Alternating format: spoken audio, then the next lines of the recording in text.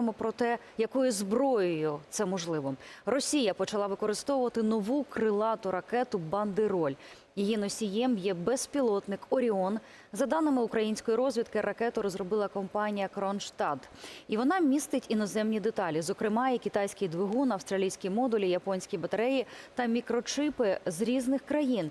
Дальність цього «Бандероля» до 500 кілометрів. Вага бойової частини складає близько 150 кілограмів. Будемо розбиратися в цьому і допоможе нам Анатолій Храпчинський, колишній офіцер повітряних сил, заступник директора компанії виробника засобів РЕП. Пане Анатолію, доброї ночі, і я дякую вам, що ви не спите разом з нашою аудиторією. Доброї ночі. Ось про цю «Бандероль».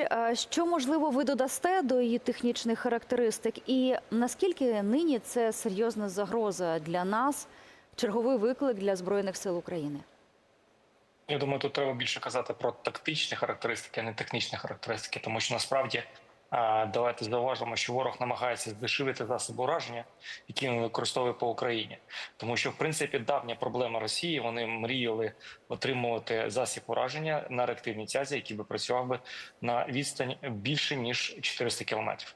Давайте пригадаємо спробу модернізації ракети Х-59, яку використовує Російська Федерація під крила тактичних літаків, до ракети Х-69, збільшивши радіус дії до 400 кілометрів. Тобто це була основна мета – створити засіб ураження, який би міг би працювати з-під крила тактичного літака. Тому що, знов-таки, за останній час суттєво зменшилась кількість вильотів стратегічної авіації, які несуть крилаті ракети класу Х-101, Х-555. Тобто не проблема в ракетах, проблема саме в літаках. І давайте пригадаємо, за часів, коли ще Міністерством вбивства Російської Федерації керував Шойгу, під час відвідування на заводу підприємства «Тактичне ракетне вооруження» в подмосковному Корольові, він зауважив, коли йому представляли ракету Х-69 модернізовану, щодо відстані роботи. І зазначив, що ви ж знаєте нашу проблему. Насправді у Росії немає крилатих ракет, які би працювали з-під крила тактичної авіації на відстані понад 400 або 500 кілометрів. На відміну від європейських країн або Сполучених Штатів, давайте згадаємо, що у американців є JASSM, яка працює на понад 800 кілометрів навіть, Storm Shadow, Taurus, тобто є європейські варіанти, які використовуються з тактичної авіації. Знов-таки, розуміючи всю цю проблему щодо створення нових складних технологій, Росія почала шукати більш здешевлений варіант.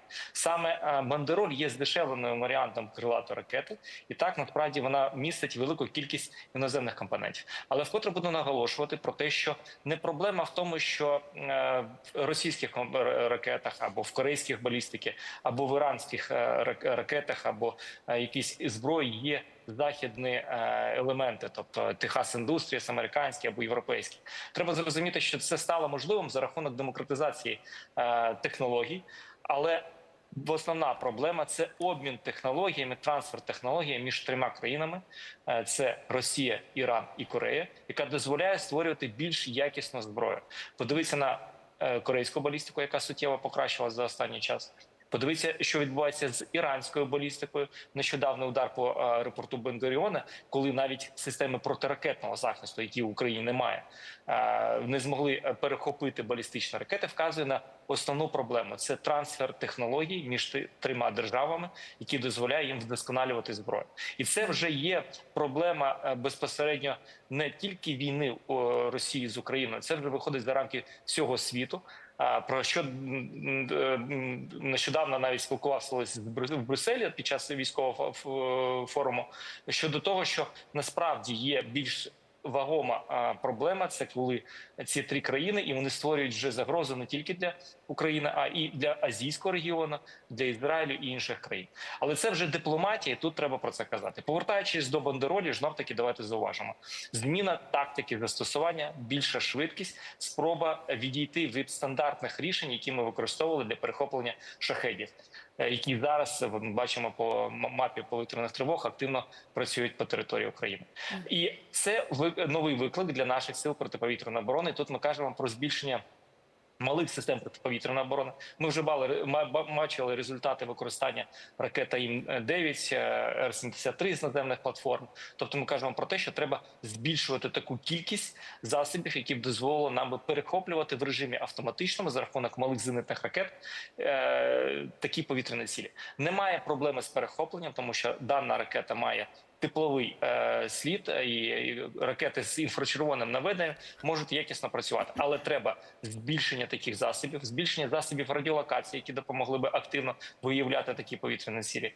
І додатково треба казати про локалізацію виробничих потужностей саме в Україні. Про те, до речі, теж про що йшлося на зустрічі в Брюсселі стосовно того, що треба українським виробникам об'єднуватися з західними європейськими компаніями і передислоковувати частково виробничі потужності до України, тому що в принципі зараз що Європа, що Україна мають ті ж самі болючі міста щодо загального ОПК, тому що в Європі немає чіткої стандартизації, уніфікації. Тривалий час Європа розраховувала на зброю, яку вони отримали з Сполучених Штатів.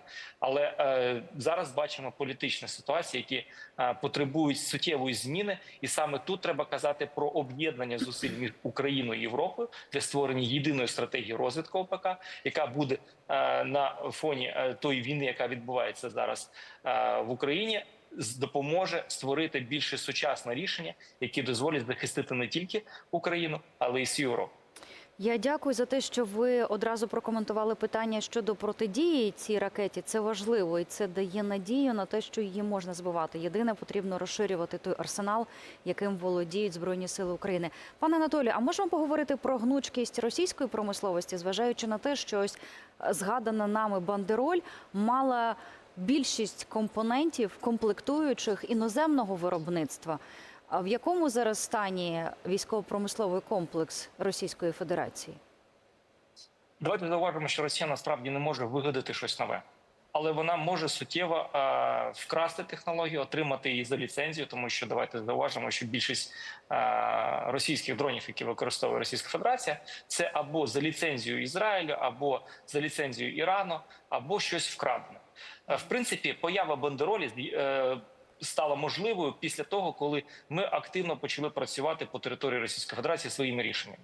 І насправді Росія активно аналізувала рештки наших дронів для того, щоб зрозуміти основні елементи, як створити таку ж саму зброю. Тому я би зауважив, що це саме за рахунок якісного аналізу з боку Російської Федерації, залишків наших дронів, вони спромогли створити якусь технологію, яка починає зараз масштабуватися. Знов-таки, тут вкотре наголошую, що Росія вміє дуже гарно масштабувати будь-які вироби. Згадайте дрон «Молнія», який використовувався на початку з 2 алюмінієвих трубок, прикручене крило, ТМ-ка, противотанкова мина, прикручена армірованим скотчем. А зараз це вже дрон з фюзеляжем, з композитних матеріалів, з відмітками ОТК, тобто пройдений контроль. І ще велика кількість елементів, які підтверджують серійність і конвейерність виробництва. Тому основна проблема – це те, що росіяни вміють активно масштабувати будь-які спроможності, які починають приносити їм якийсь ефект. З нашого боку, знов-таки, стратегічні удари по важливих об'єктах на території Російської Федерації. Є доволі успішні нещодавні удари. Давайте згадаємо, що ми, в принципі, з 7 найбільших складів ГРАУ знищили 4. Давайте пригадаємо удари по Енгельсу, які призвели до того, що росіяни зараз намагаються передислокувати стратегічну авіацію далеко з Забайкалья. Тому тут, в принципі, є теж рішення. Але для того, щоб все ж таки бити більше, треба збільшувати і наші можливості для того, щоб ми могли щоночі здійснювати такі ефектні удари, як ми робимо за останній час.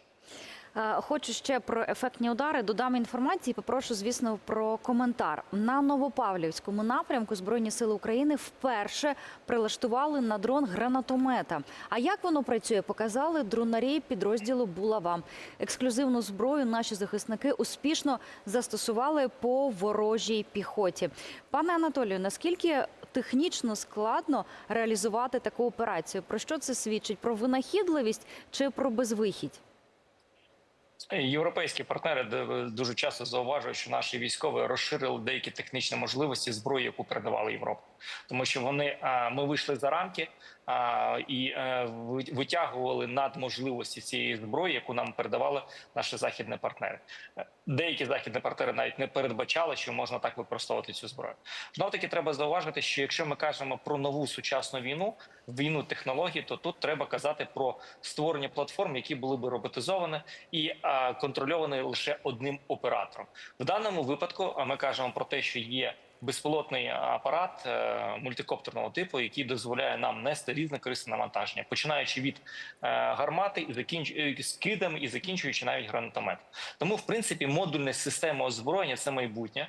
І можна казати про те, що в даному напрямку ми активно рухаємося для того, щоб створювати більш якісні системи, які зможуть використовувати різне корисне навантаження для різних бойових задач. Не відпущу вас.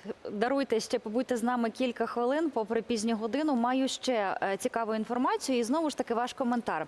Наші захисники знищили на фронті новітній російський БУК М3 і реактивну систему залпового вогню.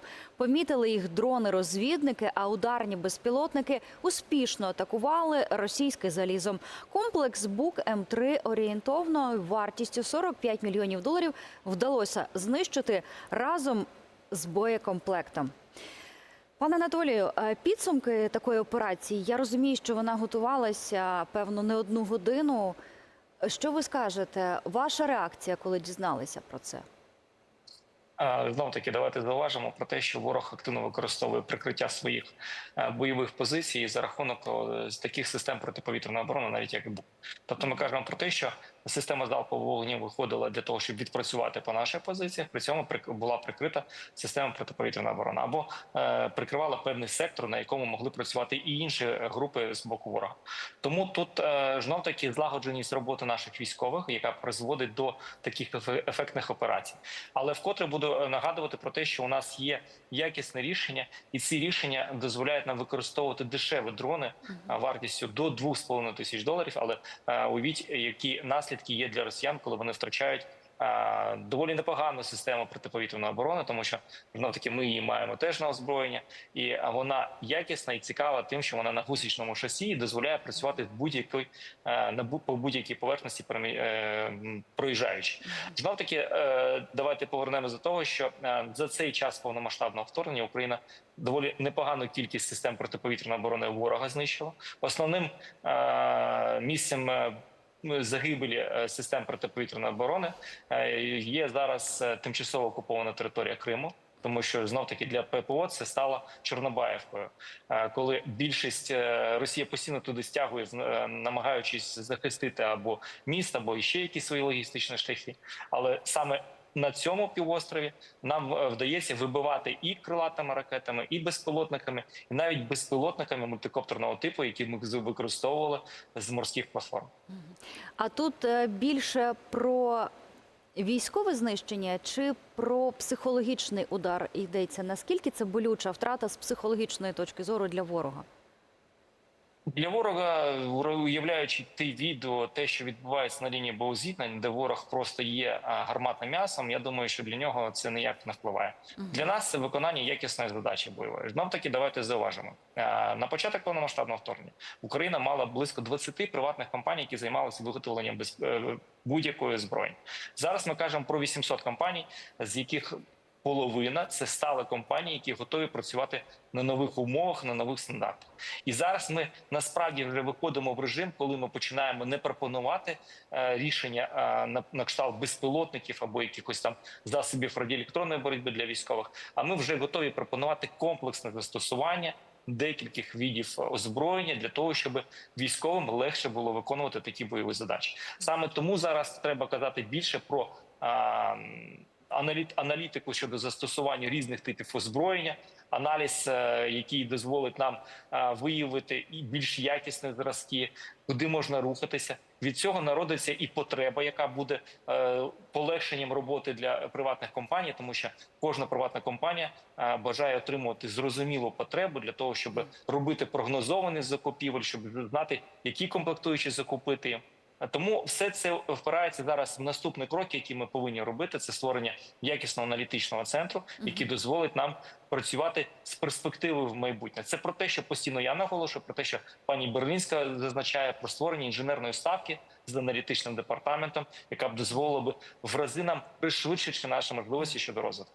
Нехай обов'язково з'явиться така ставка. Пане Анатолій, наостанок, зважаючи на те, що ми полюємо на ППО російської армії, а як вони змінили свою тактику, щоб заховати, розмістити ці системи для того, щоб Збройні сили України їх не знайшли? Що ви фіксуєте?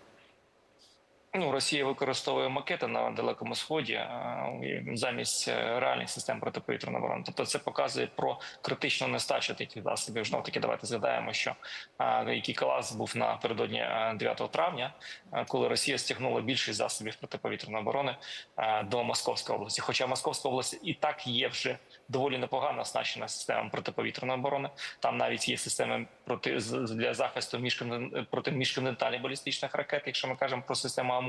Але ж знов-таки давайте зауважимо, що ворог зараз стає перед вибором все ж таки захищати або втрачати систему протиповітряної оборони. І тут він обирає більше все ж таки ставати на захист і від цього втрачає більше своєї техніки. А є ще де брати ППО для російського захисту? Я думаю, що тут знов таки треба уважно продивитися, чи буде обмін технологіями між Кореєю і Іраном. Знов таки треба не забувати про Китай, який активно допомагає Російській Федерації, але про це таке скрита допомога. Але знов таки давайте пригадаємо, чим зараз воює Російська Федерація. Це корейська балістика, іранські дрони, китайські дрони, корейська артилерія. Тому тут насправді я би зауважив, що Росія намагається активно масштабувати свої спроможності, але кількість знищених засобів озброєння, які ми утилізуємо, не дорівнює можливостям виготовляти таку кількість на заміну. Пане Анатолій, а можна ще маленьке уточнення? Не можу не спитати у вас, а яку роль у виявленні таких систем відіграють РЕБи? Тут ми кажемо більше не про РЕБ, а про засоби радіоелектронної розвідки, які дозволяють нам виявляти будь-які активно працюючі засоби радіолокації. Тобто це класична система радіоелектронної боротьби насправді, але підрозділ радіоелектронної розвідки, який передбачає виявлення будь-яких можливостей. І тут насправді знов таки є питання щодо комплексної роботи, можна і виявляти, і пригнічувати за рахунок радіоелектронної боротьби саме такі засоби радіолокації, осліплюючи їх і працюючи вже безпосередньо іншими засобами для того, щоб знешкодити або якось вплинути на спроможність перехоплювати повітряні цілі, які ми запускаємо по території Російської Федерації.